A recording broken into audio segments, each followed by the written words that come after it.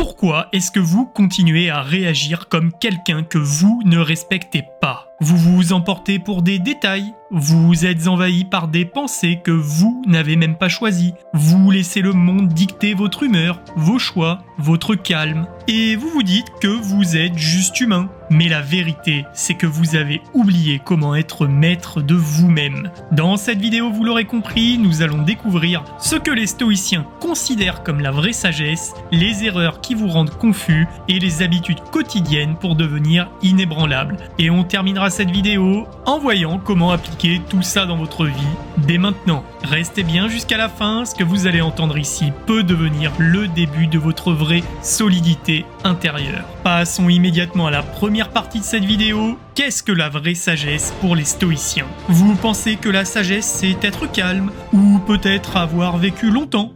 Ou encore savoir beaucoup de choses. Les stoïciens, eux, vous diraient que la sagesse n'a rien à voir avec l'âge ni avec l'intellect. La sagesse pour eux, c'est un art de vivre, un alignement, une précision intérieure, une force calme qui ne dépend d'aucune circonstance. La sagesse n'est pas un savoir, c'est une posture. On peut lire des centaines de livres, avoir étudié la philosophie, connaître la psychologie humaine et rester incapable de choisir ce qui est juste. La sagesse n'est pas une collection d'idées, c'est une manière de penser clairement, d'agir simplement, de ressentir sans se laisser dominer, choisir le bien même quand c'est difficile. La vraie sagesse commence par la connaissance de soi. Épithète disait « Veux-tu devenir libre ? Commence par te connaître ». Un esprit qui ne se connaît pas juge trop vite, réagit à tout, vit selon les émotions des autres, est prisonnier de ses désirs. Un sage, au contraire, se regarde vivre. Il se demande chaque instant « Pourquoi ai-je fait cela ? D'où vient ce besoin ? Est-ce utile ? Est-ce vrai ? Est-ce juste ?» La sagesse stoïcienne, c'est agir en accord avec la nature. Agir selon la nature, cela ne signifie pas fuir la ville ou vivre dans la forêt. Cela veut dire ne pas aller contre ce que vous êtes vraiment. Ne pas résister à ce que vous ne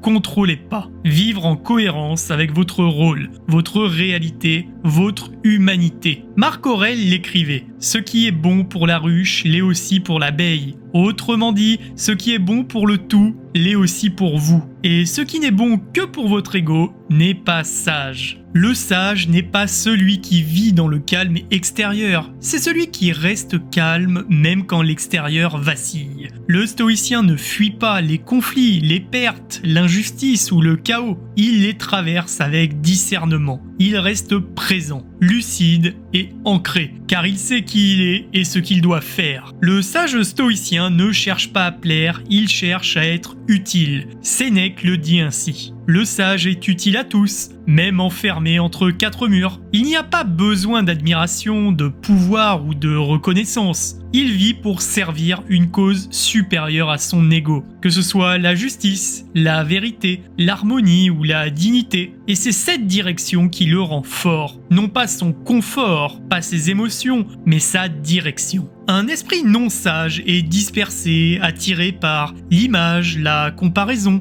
les possessions, les flatteries. Un sage va plutôt aller vers ce qui le nourrit, ce qui rend libre, ce qui clarifie et ce qui est vrai. Et il coupe tout le reste. Marc Aurèle le dit simplement « Va droit, sans détour ». La sagesse n'est pas douce, elle est tranchante. Elle coupe les illusions, les dépendances, les excuses et les attachements vides. Elle vous fait mal parfois, mais ce mal est une purification, pas une punition. Nous allons voir maintenant dans la partie 2 de cette vidéo comment penser avec justesse selon la philosophie stoïcienne. Le chaos commence dans votre esprit, pas dans le monde. Marc Aurèle l'écrivait « Si tu es troublé, ce n'est pas le monde qui te trouble, c'est ton jugement sur le monde. Le vrai danger n'est pas ce qui arrive, c'est votre interprétation. Vous croyez que quelqu'un vous méprise ? Vous souffrez. Mais est-ce vrai ? Ou est-ce un filtre ? Le stoïcien ne réagit pas à ce qu'il croit, il le vérifie. La première règle, toujours séparer le fait du jugement. Quelqu'un vous critique ? Le fait, c'est des mots qui ont été prononcés. Le jugement, c'est « il me manque de respect, je suis humilié ». Prenons un autre exemple. Quelqu'un vous quitte. Le fait, c'est « il ou elle s'en va ». Et le jugement, c'est « je ne vaux rien ». À chaque événement, demandez-vous qu'est-ce qui est objectif, qu'est-ce qui est mentalement fabriqué. Cette clarté vous protège, elle désamorce l'émotion parasite. La deuxième règle est de penser juste et lentement. Vous avez l'habitude de répondre vite, de juger sans recul, de vouloir comprendre immédiatement. Mais la sagesse exige de la lenteur mentale. Un moment de silence, un pas en arrière, une vérification de vos filtres. Épithète disait, avant de juger, arrête-toi, observe, puis parle. La pensée juste naît dans l'espace que vous créez. La troisième règle est de voir clair en vous. Ne croyez pas tout ce que vous ressentez. La peur n'est pas forcément un signal fiable. La colère n'est pas forcément légitime. La jalousie n'est pas forcément preuve d'amour. Le stoïcien regarde son émotion et se dit « Que veux-tu me dire ? Mais est-ce vrai ? Est-ce utile ?» Il ne rejette rien,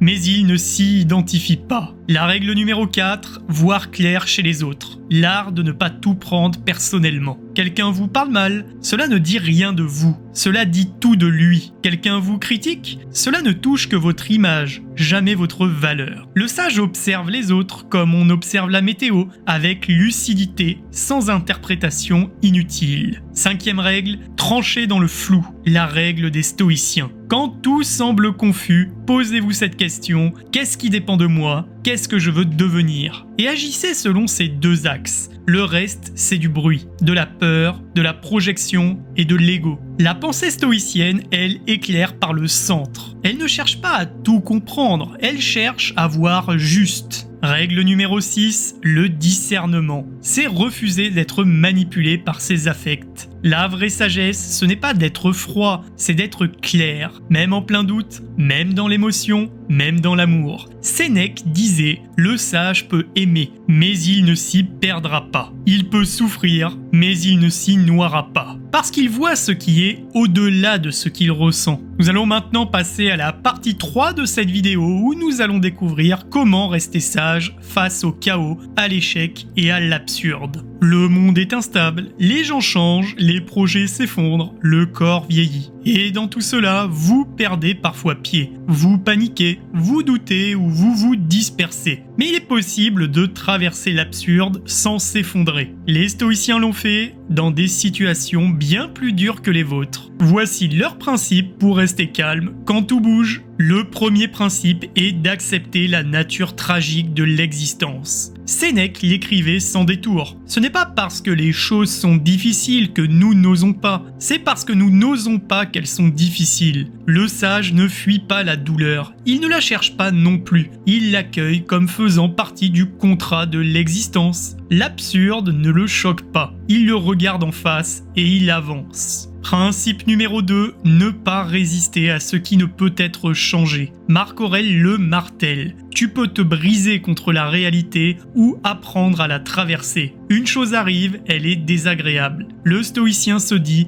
est-ce que je peux y changer quelque chose ? Si oui, il agit. Sinon, il ajuste son regard. La résistance inutile crée la souffrance. La lucidité crée la paix. Principe numéro 3, utilisez chaque épreuve comme un exercice. Vous êtes blessé, frustré, ignoré ou ralenti. Le stoïcien ne se dit pas « pourquoi moi ?». Il se dit « voici l'exercice du jour ». Il s'entraîne dans le réel. Chaque événement est un terrain pour renforcer sa patience, aiguiser sa clarté ou stabiliser son ego. Même la douleur devient matière à croissance. Principe numéro 4, rappeler à soi ce que rien ne peut toucher. Épithète perd sa liberté, mais il dit « tu peux m'enchaîner, mais tu ne peux pas enchaîner mon esprit ». Le stoïcien garde toujours une chose intouchable en lui, que ce soit sa volonté, sa paix intérieure ou sa clarté morale. Même si tout s'effondre, il reste debout en lui. Principe numéro 5, relativiser l'échec. Le stoïcien ne croit pas au drame. L'échec n'est pas une honte, c'est un détour, un test, un miroir. Vous n'avez pas atteint votre objectif, soit, mais êtes-vous resté digne dans le processus ?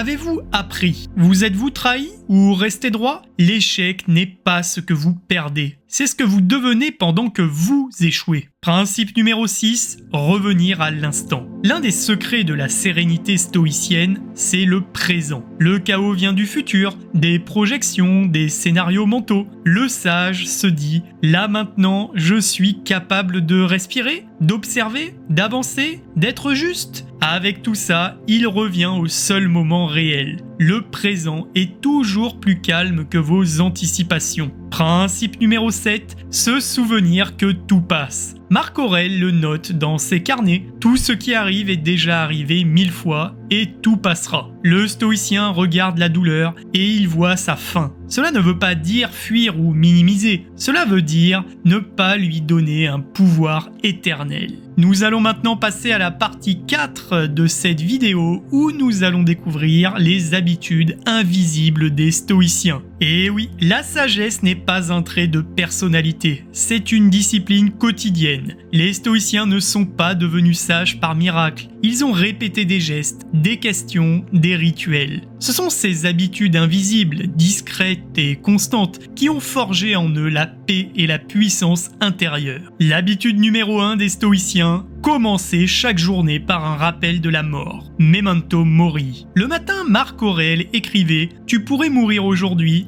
agis donc comme si c'était ton dernier jour ». Ce n'était pas morbide, c'était clarifiant. Quand vous vous souvenez que tout est fragile, eh bien vous êtes moins distrait, devenez plus vrai, relativisez ce qui vous trouble. Le memento mori vous donne la bonne urgence. L'habitude numéro 2 des stoïciens, visualiser les épreuves avant qu'elles n'arrivent. Chaque matin, les stoïciens imaginaient les contrariétés possibles, les humiliations, les retards, les pertes, non pas pour se plaindre, mais pour être prêt. Sénèque disait « L'homme préparé n'est jamais pris au piège ». Quand vous imaginez la difficulté, vous n'êtes plus surpris. Et un esprit préparé réagit avec noblesse. Habitude numéro 3 des stoïciens, noter ses erreurs chaque soir. Chaque soir, Épithète et Sénèque faisaient une chose simple. Ils passaient leur journée en revue. Qu'ai-je bien fait? Où me suis-je égaré? Ai-je été digne de mes valeurs? Qu'est-ce que je peux corriger demain? Donc pas d'autoflagellation, juste une lucidité bienveillante. Chaque jour devient ainsi une version un peu plus juste de vous-même. Habitude numéro 4, pratiquer le silence intérieur ou le retrait volontaire. Les stoïciens cultivaient le retrait, même au milieu de la foule,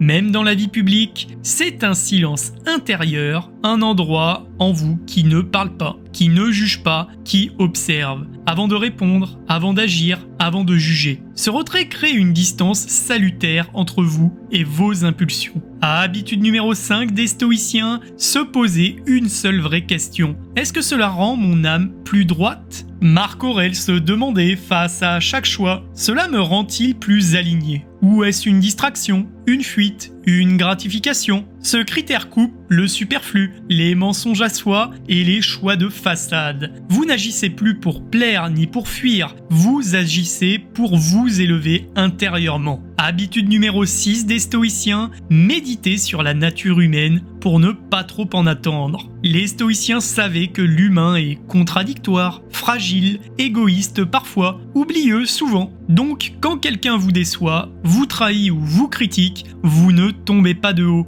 Vous vous dites simplement « il est ce qu'il est, je n'en attendais pas autre chose » et vous restez stable. Habitude numéro 7 des stoïciens, avoir un maître intérieur. Se parler avec clarté. Quand personne ne vous voit, quand tout le monde est parti, il reste votre dialogue intérieur. Le stoïcien s'adresse à lui-même comme un ami exigeant, avec franchise, avec respect, avec précision. Vous devenez donc votre propre guide, votre propre juge et votre propre pilier. Nous allons maintenant passer à la 5e et dernière partie de cette vidéo où nous allons voir comment gagner en sagesse avec les meilleurs conseils des stoïciens.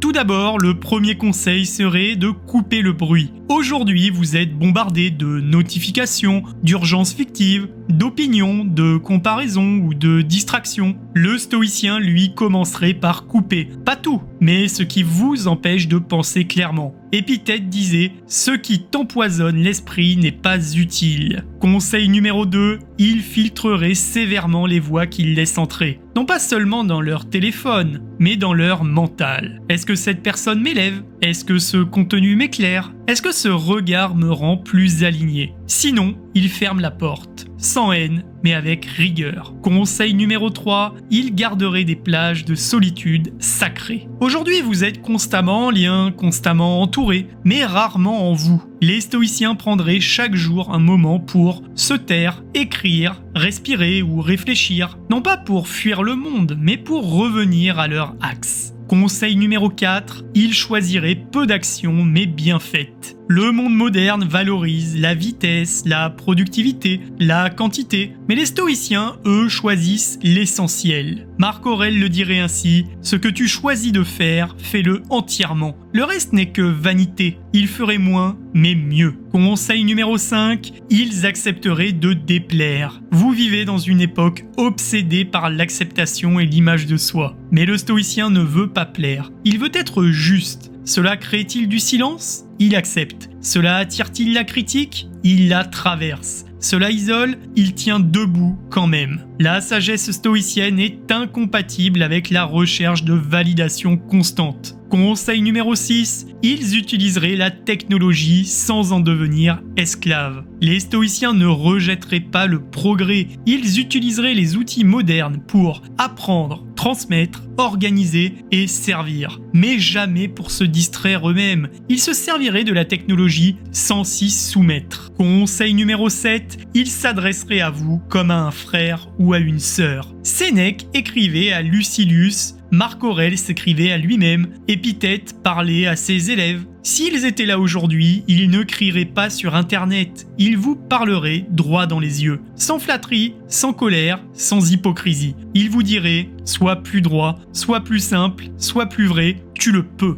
La sagesse stoïcienne n'est donc pas un modèle ancien, c'est une boussole intemporelle. Dans un monde saturé de bruit, elle vous apprend à revenir au centre. Dans un monde obsédé par l'image, elle vous ramène à l'essentiel. Et dans un monde où tout bouge, elle vous montre comment rester immobile à l'intérieur. Et maintenant, je vous pose une question. Mettez-moi vos réflexions en commentaire. Et vous, quelle est la seule chose que vous devez vraiment faire maintenant pour ne plus jamais vous perdre dans ce monde qui vous distrait de vous-même? Et n'oubliez pas de vous abonner pour voir mes prochaines vidéos.